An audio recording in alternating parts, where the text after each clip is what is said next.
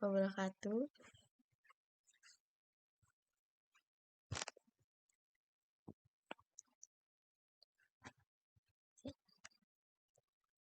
Selamat pagi. Sebelum kita memulai pembelajaran pada hari ini, alangkah baiknya kita berdoa terlebih dahulu. Berdoa dimulai menurut kepercayaan dan agama masing-masing. Doa mulai.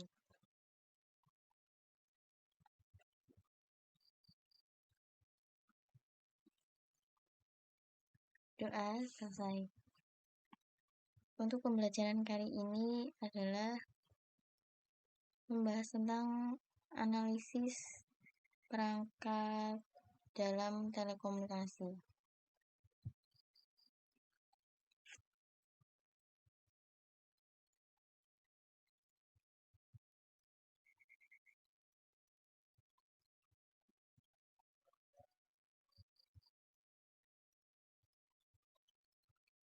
Yang pertama ada pengertian. Definisi telekomunikasi. Telekomunikasi adalah proses pengiriman informasi antara dua atau lebih titik yang terpisah secara geografis menggunakan teknologi elektronik. Proses ini melibatkan pengiriman, penerimaan, dan pertukaran data, suara, atau video melalui media seperti kabel, gelombang radio, satelit, atau jaringan komputer. Tujuan utama dari telekomunikasi adalah untuk memungkinkan komunikasi yang efisien dan efektif antara individu, organisasi, atau perangkat dalam berbagai konteks seperti bisnis, pemerintahan, pendidikan, dan kehidupan sehari-hari. Telekomunikasi meliputi berbagai teknologi dan infrastruktur yang mendukung proses komunikasi, mulai dari telepon dan pesan teks hingga internet, video konferensi, dan jaringan kabel. Dengan perkembangan teknologi yang terus berlanjut, telekomunikasi tidak hanya berperan dalam menghubungkan orang, tetapi juga dalam mendukung pertumbuhan ekonomi, inovasi, dan integrasi global.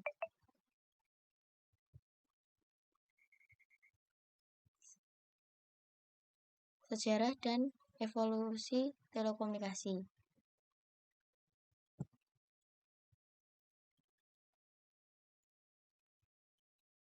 Sejarah telekomunikasi merupakan perjalanan panjang dari perkembangan komunikasi manusia dari jarak jauh, dimulai dari teknologi sederhana hingga menjadi infrastruktur global yang kompleks saat ini. Berikut adalah rangkuman tentang sejarah dan evolusi telekomunikasi. Yang pertama ada perkembangan awal. Pertukaran pesan manusia. Sejarah telekomunikasi dimulai jauh sebelum teknologi modern. Manusia menggunakan berbagai cara untuk pertukaran pesan jarak jauh seperti drum, asap, dan panggilan suara. Lalu ada pigeon, pos, dan kurir. Penggunaan burung merpati dan kurir sebagai cara untuk mengirim pesan melintasi jarak jauh telah ada sejak zaman kuno, memungkinkan komunikasi antar kota atau negara. Yang kedua ada telegraf dan Morse kode pada abad ke-19. Penemuan telegraf. Perkembangan telegraf oleh Samuel Morse pada tahun 1830-an menandai era modern telekomunikasi. Telegraf memungkinkan pengiriman pesan dalam bentuk kode Morse melalui kabel listrik, mempercepat dan memperluas jangkauan komunikasi. Yang ketiga adalah telepon. Pada akhir abad ke-19, penemuan telepon. Alexander Graham Bell menemukan telepon pada tahun 1876 yang mengubah cara komunikasi interpersonal dengan memungkinkan suara manusia dikirimkan melalui kabel. Perluasan jaringan telepon.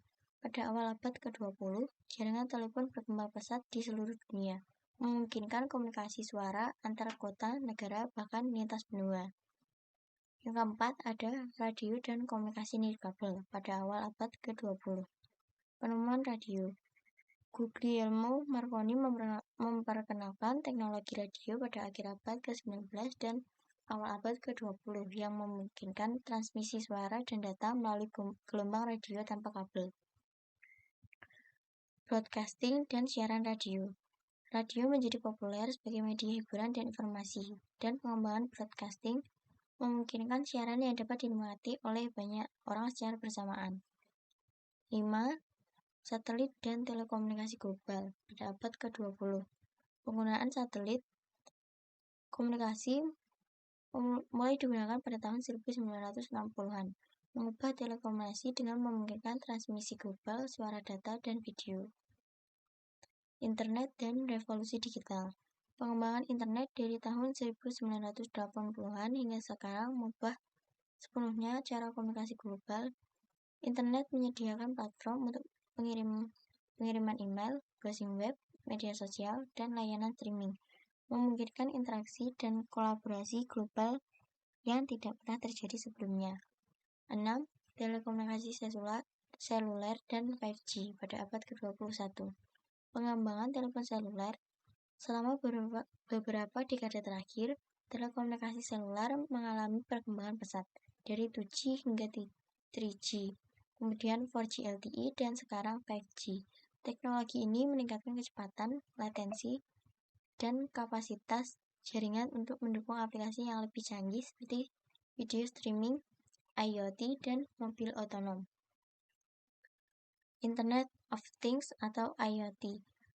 Peningkatan jumlah perangkat yang terhubung di seluruh dunia melalui jaringan telekomunikasi dari sensor pintar hingga kendaraan terhubung menciptakan ekosistem baru di mana perangkat dapat berkomunikasi dan berinteraksi secara otomatis.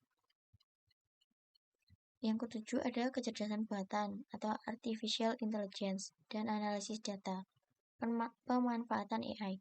Penggunaan kecerdasan buatan dalam telekomunikasi termasuk dalam analisis data untuk memahami pola penggunaan, memperbaiki efisiensi jaringan, dan meningkatkan pengalaman pelanggan. Tantangan dan peluang di masa depan. Masa depan telekomunikasi diwarnai oleh peningkatan konektivitas global, pengembangan teknologi yang lebih canggih seperti 6G, eksplorasi ruang angkasa untuk pengembangan infrastruktur komunikasi satelit, serta keamanan cyber yang lebih kuat untuk melindungi data yang ditransmisikan melalui jaringan. Perkembangan ini tidak hanya mengubah cara kita berkomunikasi, tetapi juga mendefinisikan interaksi sosial, ekonomi, dan politik di era digital yang terus berkembang. Yang kedua ada komponen dasar telekomunikasi. Pengirim. Pengirim adalah perangkat atau sistem yang menghasilkan dan mengirimkan informasi ke saluran komunikasi. Pengirim mengubah informasi menjadi sinyal yang dapat ditransmisikan melalui media komunikasi tertentu. Contoh pengirim adalah telepon, komputer, atau perangkat pengirim radio. Yang kedua ada media transmisi. Media transmisi adalah saluran fisik atau non-fisik yang digunakan untuk mentransmisikan sinyal dari pengirim dan penerima. Yang ketiga ada penerima. Penerima adalah perangkat atau sistem yang menerima sinyal yang ditransmisikan melalui media komunikasi. Penerima mengonversi sinyal yang diterima kembali menjadi bentuk informasi yang dapat dimengerti oleh pengguna atau perangkat yang menggunakannya. 4. Protokol komunikasi atau communication protocol. Protokol komunikasi adalah aturan dan prosedur yang mengatur bagaimana informasi dikirimkan dan diterima antara pengirim dan penerima. Protokol ini mencakup format pesan, deteksi kesalahan, pengaturan kecepatan transmisi, dan manajemen aliran data. Contoh protokol komunikasi termasuk TCP atau IP untuk internet, HTTP untuk web, dan SIP untuk layanan VoIP. 5. Ada pengkodean dan dekodean. Encoding and decoding. Pengkodean adalah proses mengubah informasi menjadi bentuk yang dapat ditransmisikan melalui media transmisi, seperti mengonversi sinyal analog menjadi digital atau mengubah data menjadi format yang sesuai dengan protokol komunikasi tertentu. Dekodean adalah proses mengubah sinyal yang diterima kembali menjadi bentuk informasi asli.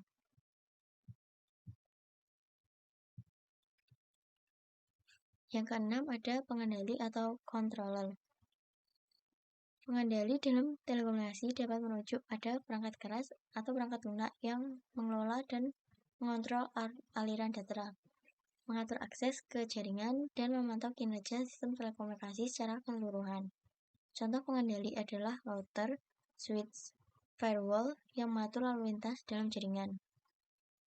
Yang ketujuh ada pengelolaan sinyal atau signal management.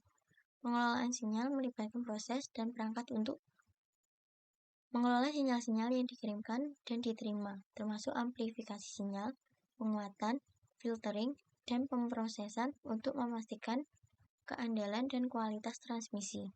Yang kedelapan ada pengamanan atau security. Keamanan dalam telekomunikasi mencakup langkah-langkah untuk melindungi informasi yang ditransmisikan dari akses yang tidak sah, manipulasi, atau serangan. Ini termasuk enkripsi data, pengaturan keamanan jaringan seperti firewall, dan pengelolaan akses yang aman.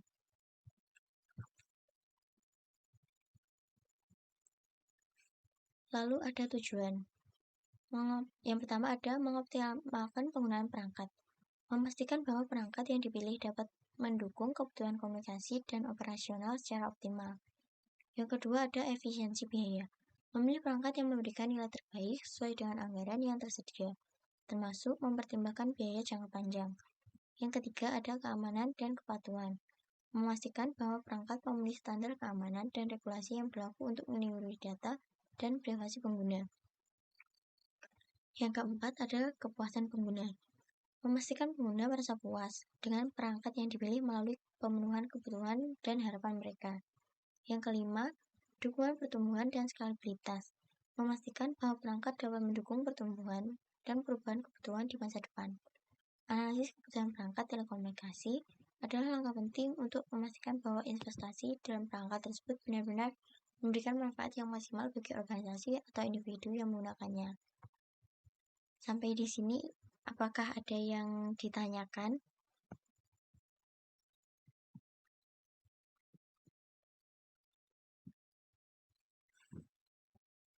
Lalu kemudian ada jenis-jenis perangkat telekomunikasi. Yang pertama ada perangkat jaringan. Perangkat telekomunikasi jaringan adalah alat yang digunakan untuk menghubungkan dan mengolah lalu lintas data di dalam jaringan komputer, baik lokal LAN maupun luas WAN. Ini adalah beberapa jenis perangkat telekomunikasi jaringan yang umum digunakan. Yang pertama ada router.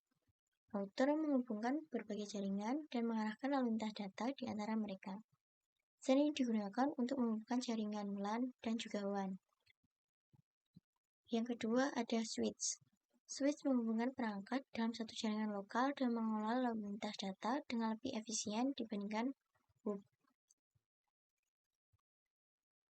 Yang ketiga ada access point atau AP.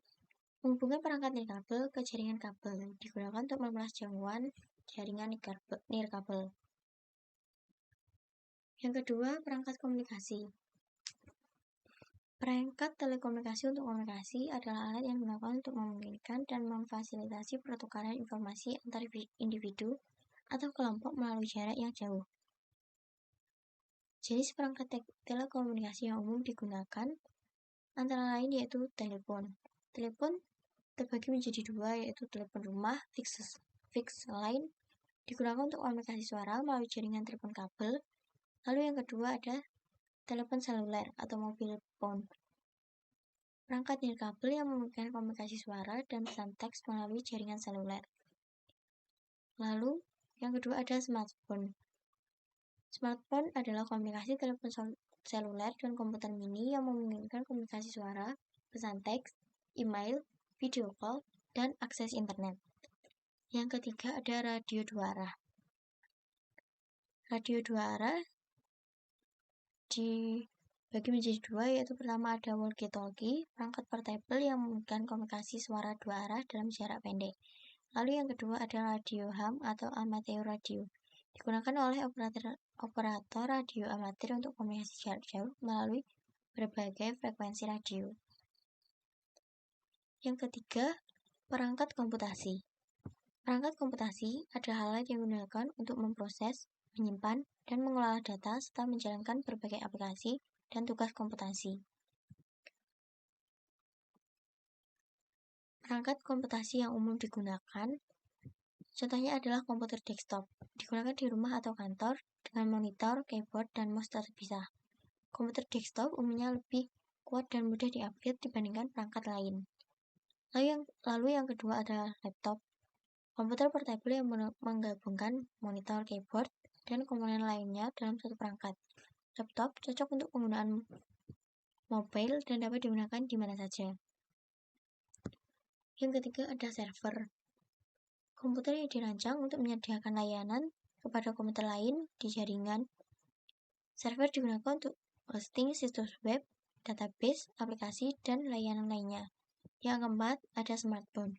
Perangkat genggam yang menggabungkan fungsi telepon dan komputer. Smartphone memungkinkan pengguna untuk melakukan panggilan, mengirim pesan, menjelajah internet, dan menjalankan berbagai aplikasi.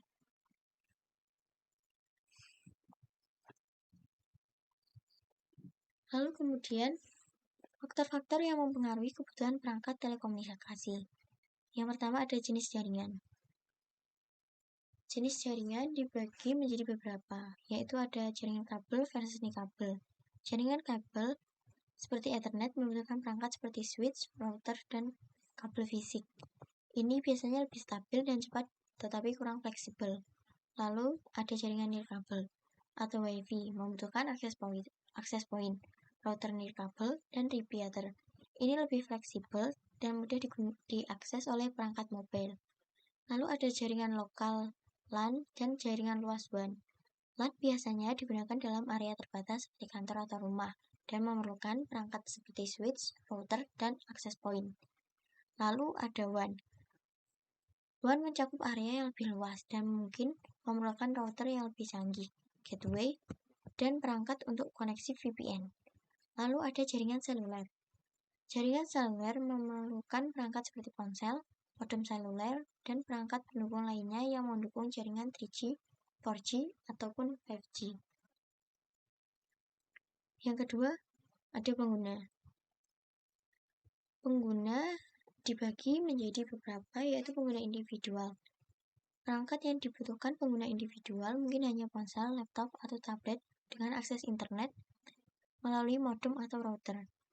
Lalu ada keluarga atau rumah tangga yang membutuhkan perangkat yang dapat mendukung beberapa pengguna secara simultan, seperti router dengan kemampuan multi-user, MIMO, dan repeater untuk jangkauan lebih luas. Yang ketiga ada bisnis kecil. Perlu perangkat jaringan yang lebih canggih seperti switch, router bisnis, access point, dan mungkin server untuk penyimpanan data dan aplikasi bisnis. Lalu yang keempat ada perusahaan besar. Memerlukan infrastruktur yang kompleks dengan banyak switch, router, firewall, load balancer, server, dan perangkat manajemen jaringan untuk mendukung ratusan atau ribuan pengguna.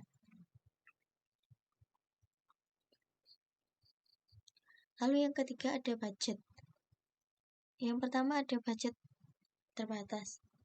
Budget terbatas fokus pada perangkat yang memberikan nilai terbaik untuk uang seperti router dan switch and reliable yang cukup untuk kebutuhan dasar. Lalu ada budget menengah. Budget menengah dapat mempertimbangkan perangkat dengan fitur tambahan seperti keamanan yang lebih baik, kecepatan yang lebih tinggi, dan manajemen jaringan yang lebih baik. Lalu ada budget kelas tinggi. Budget tinggi membutuhkan perangkat kelas enterprise dengan performa tinggi, fitur keamanan yang canggih, dan dukungan teknis yang handal. 4. Kebutuhan aplikasi. Yang pertama ada aplikasi dasar, yaitu seperti browsing web, email, dan streaming, yang memerlukan perangkat standar seperti router Wi-Fi dan ponsel atau laptop dengan koneksi internet yang stabil. Yang kedua, aplikasi bisnis. Aplikasi seperti CRM, ERP, dan sistem kolaborasi memerlukan jaringan yang andal dan perangkat dengan kapasitas penyimpanan dan pemrosesan yang cukup. Yang ketiga ada aplikasi multimedia. Penggunaan untuk video conferencing, streaming HD, dan gaming memerlukan perangkat dengan kecepatan tinggi dan latensi rendah seperti router dan switch berkinerja tinggi. Lalu yang keempat ada aplikasi kritis.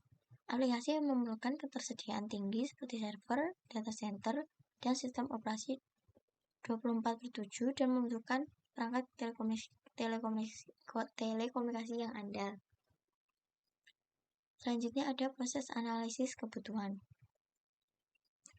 Proses analisis kebutuhan telekomunikasi adalah langkah sistematis untuk memahami, mengidentifikasi, yang menentukan kebutuhan yang harus dipenuhi oleh infrastruktur telekomunikasi.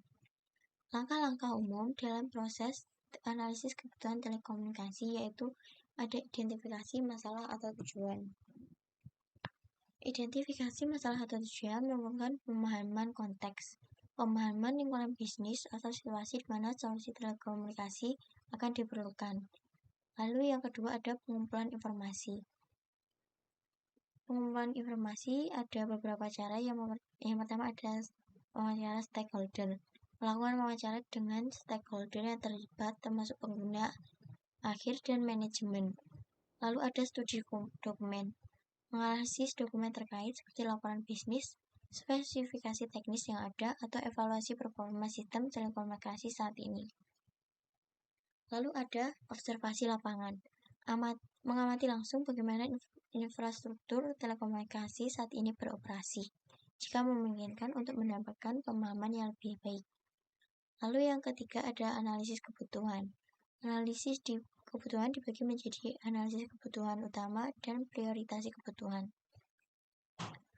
Analisis kebutuhan utama adalah yang harus dipenuhi oleh solusi telekomunikasi baru seperti kecepatan transmisi data, keandalan jaringan, atau keamanan informasi.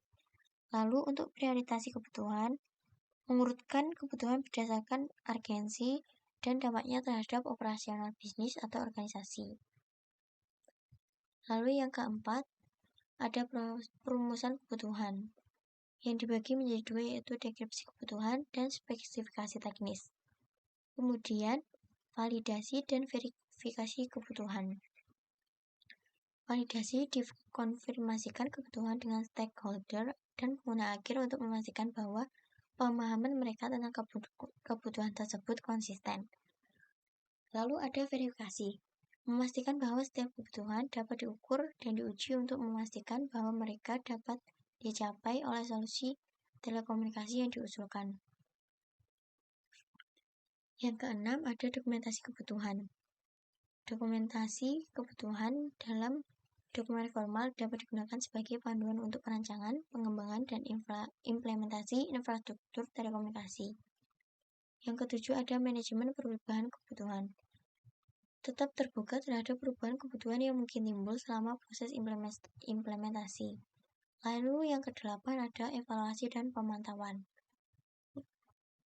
Memantau implementasi infrastruktur telekomunikasi untuk memastikan bahwa kebutuhan yang telah ditentukan terpenuhi dengan baik dan melakukan evaluasi terhadap kebutuhan dan solusi telekomunikasi yang telah diimplementasikan dan dipelajari dari pengalaman tersebut untuk meningkatkan proses analisis kebutuhan telekomunikasi di masa mendatang.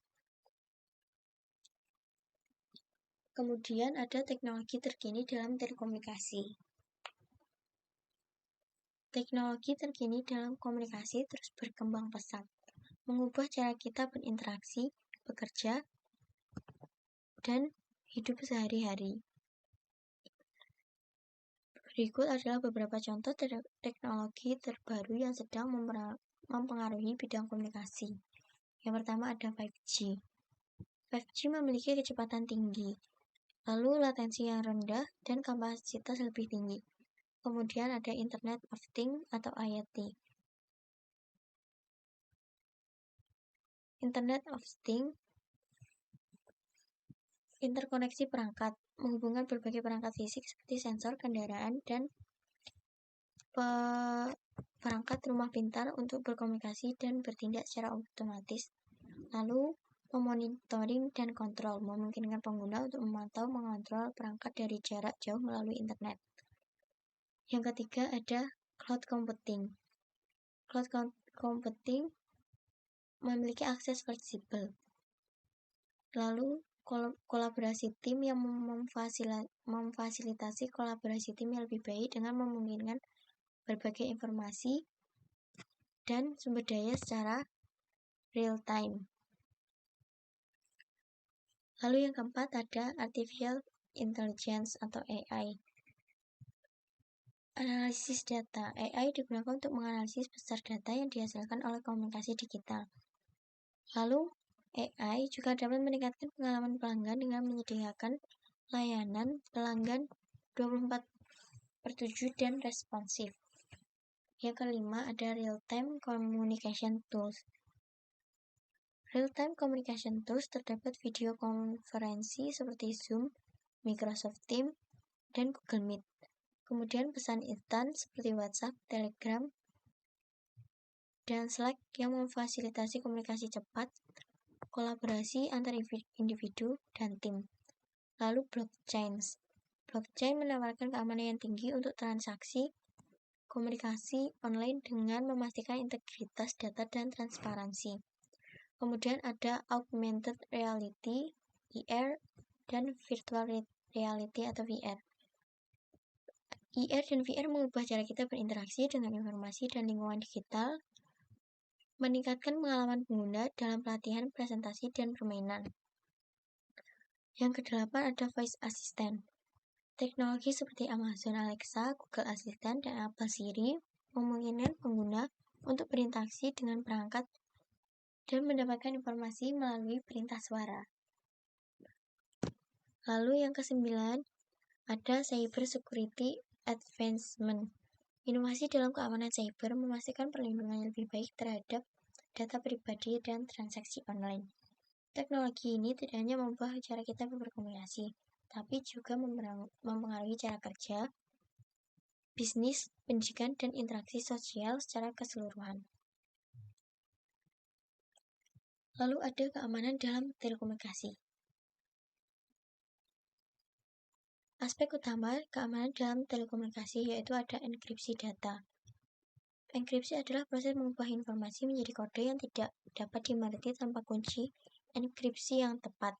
Dalam telekomunikasi, enkripsi digunakan untuk melindungi data yang ditransmisikan dari pengintai atau pihak yang tidak berwenang. Yang kedua ada pengelolaan identitas dan akses. Pengelolaan identitas dan akses mencakup pengaturan dan verifikasi identitas pengguna yang mengakses jaringan atau sistem telekomunikasi. Lalu yang ketiga ada firewall. Firewall adalah perangkat atau program yang memantau dan mengontrol lalu lintas jaringan yang masuk dan keluar dari jaringan. Lalu yang keempat ada keamanan wireless. Jaringan nirkabel rentan terhadap serangan karena sinyal dapat diambil oleh siapa saja yang berada dalam jangkauan. Lalu yang kelima ada manajemen keamanan dan pemantauan. Manajemen keamanan melibatkan pengaturan kebijakan keamanan, pemantauan aktivitas jaringan secara terus-menerus dan respon cepat terhadap ancaman keamanan yang terdeteksi. Lalu keenam, ada penyadapan dan pemantauan komunikasi. Penggunaan teknik seperti penyadapan dan pemantauan komunikasi digunakan untuk melindungi informasi sensitif yang ditransmisikan melalui jaringan. Yang ketujuh, ada kepatuhan regulasi. Organisasi harus mematuhi regulasi dan kebijakan yang berlaku terkait dengan keamanan data dan privasi. Lalu yang kedelapan ada kesadaran keamanan. Pendidikan dan pelatihan tentang kesadaran keamanan kepada pengguna akhir sangat penting. Ini termasuk mengajarkan pengguna untuk mengenali ancaman keamanan seperti phishing atau social engineering dan cara untuk melindungi informasi pribadi dan data sensitif mereka. Lalu selanjutnya ada regulasi dan standar telekomunikasi.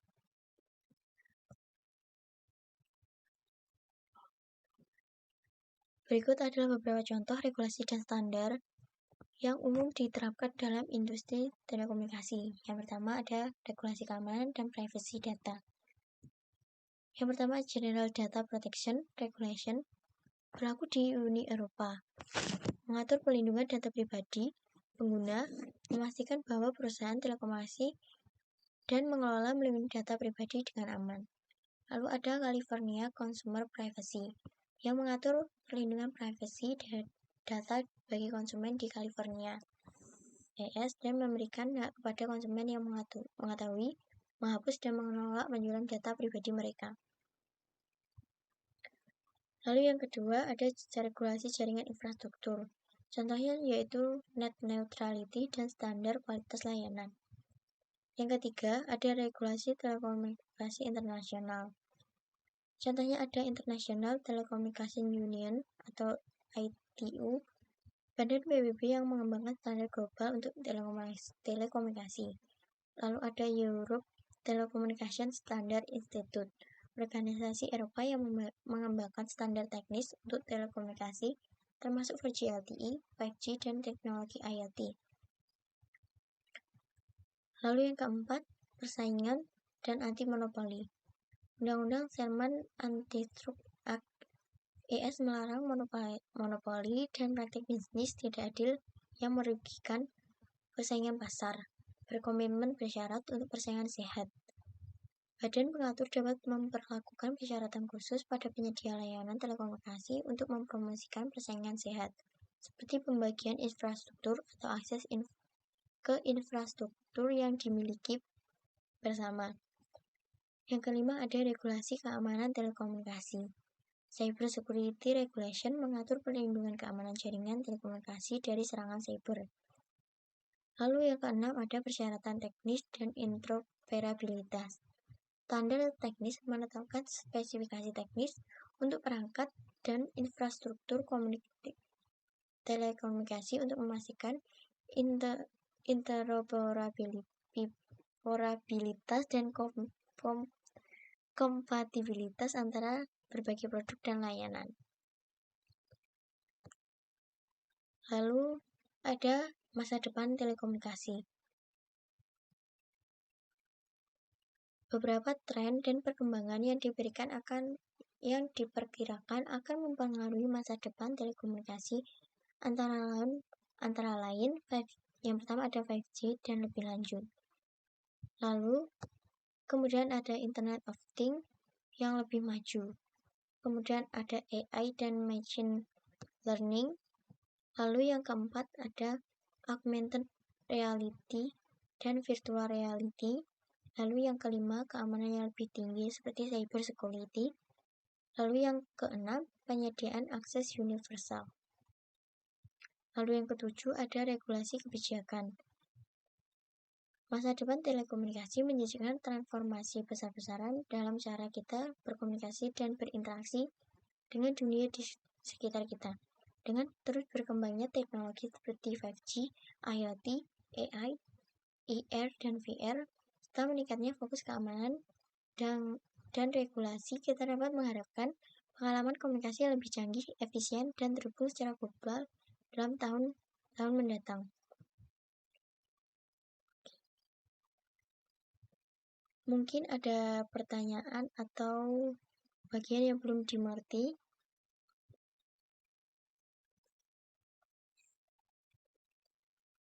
Sepertinya tidak ada. Baiklah, pembelajaran pada hari ini kita akhiri dengan materi analisis kebutuhan perangkat dalam komunikasi. Sekian, wassalamualaikum warahmatullahi wabarakatuh.